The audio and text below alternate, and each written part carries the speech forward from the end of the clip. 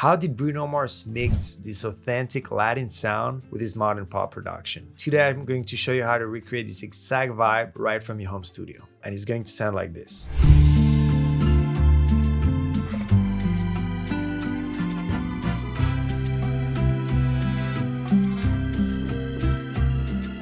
Hey, I'm Alex. I'm a music producer and I've worked with artists and brands like these. And after studying his new hit album, I broke down his new sound into a few simple ingredients that I'm about to show you. Let's get started. So first, we're gonna start by recording some classical guitar. It's pretty important that we use nylon string for that. That's how you get that Mexican old school tone. So let's get started.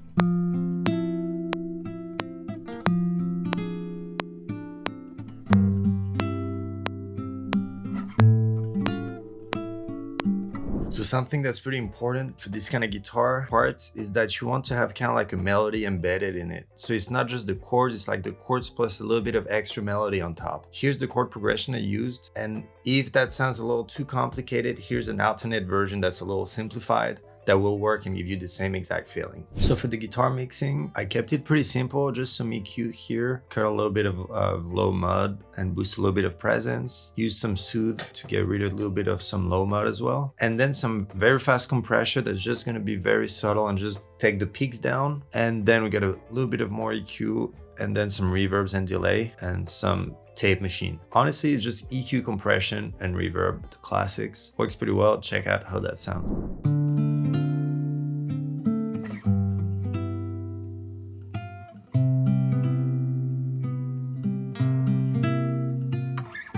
So it works pretty well. So I layered a few loops of like Latin percussions. I panned them and added some reverb and stuff. Here's what I got.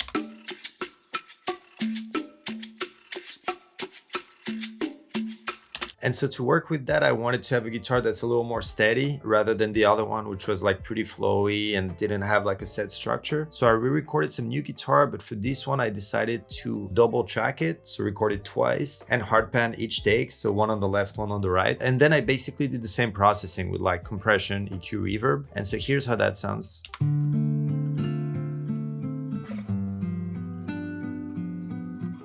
So with the percussion, here's what we get.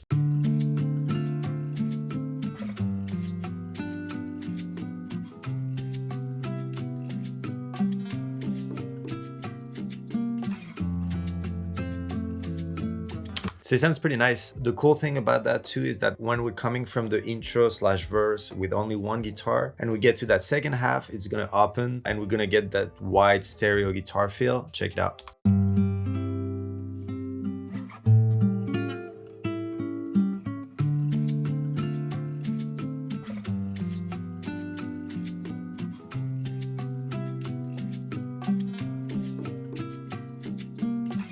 So it's kind of nice, it really makes the track evolve. I wouldn't say that's the most authentic version. If I was trying to do something that felt maybe a little more realistic and less produced, maybe I would stick to one guitar. But I like taking advantage of this more modern production approach. I think it gives a nice feeling to it. Now I want to add the first layer of string to create a little bit of a bed underneath the guitar. So I think I'm going to start with some violas because it's a little darker than violins, it's lower register. And so that will give us the room to grow in the chorus and get like a nice emotional lift with the violins. So let's record some violas.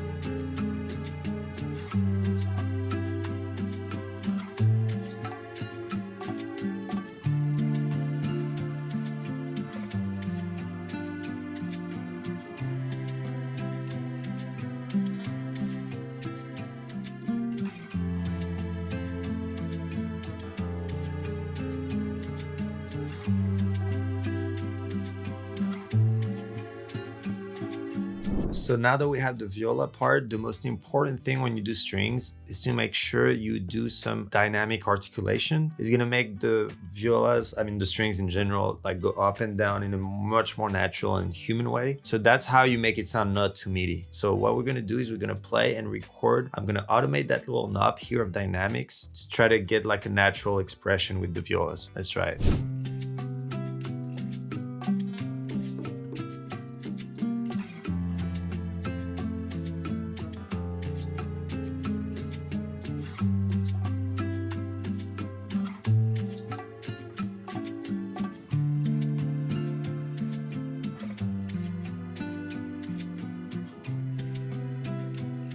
So that works pretty well. It sounds much more natural. And now I just want to add a little bit of RC20 to make the strings sound a little old and not too perfect. I kind of like doing that with strings. It makes it sound less meaty.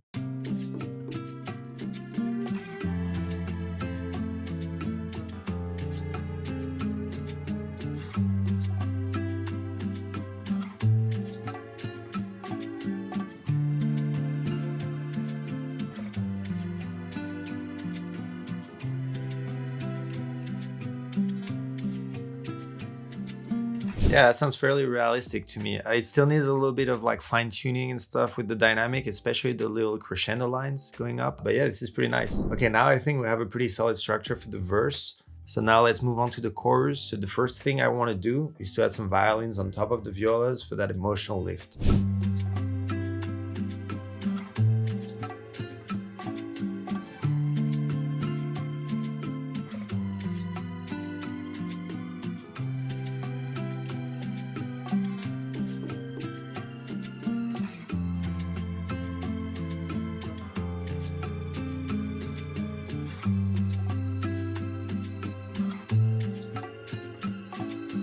So I just added an extra voice to the violin to basically have two violins playing, and I did some automation, the curves like I did with the violas. Here's how that sounds now.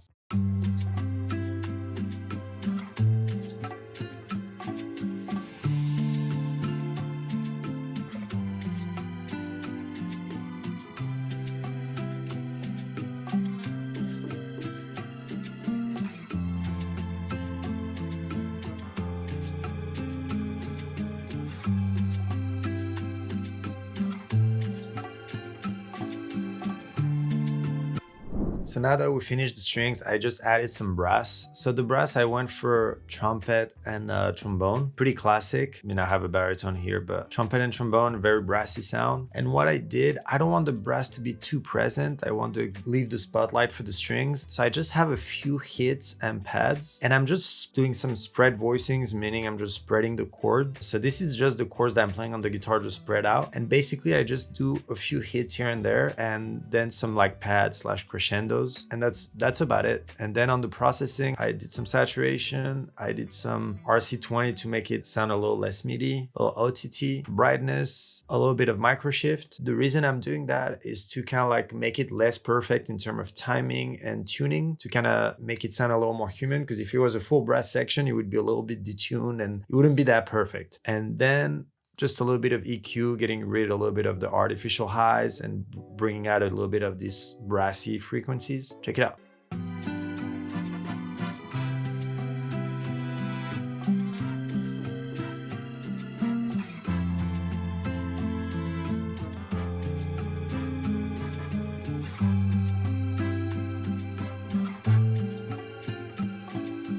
So as you can see, the brass is a little bit in the back. It's just giving a few accents and stuff. I don't want to put too much spotlight on the brass. One thing that I didn't mention that's super important when you do the brass is to have like the right articulation. So I'm changing between faux pique, which is basically a crescendo, and staccato, which is basically like the short stabs. And I'm switching that using like key switch articulations. So here this note tells staccato, this one's like crescendo. So that's how you make it feel a little more human and not too robotic. Very important with the brass. We're missing one super important instrument, which is the bass. And for that, we're just gonna go old school and go with a double bass. So I'm gonna go with Trillion, using Trillion main. Maybe I'll change the sound. And yeah, I'm gonna try to play a bass line and sound like a real bass player.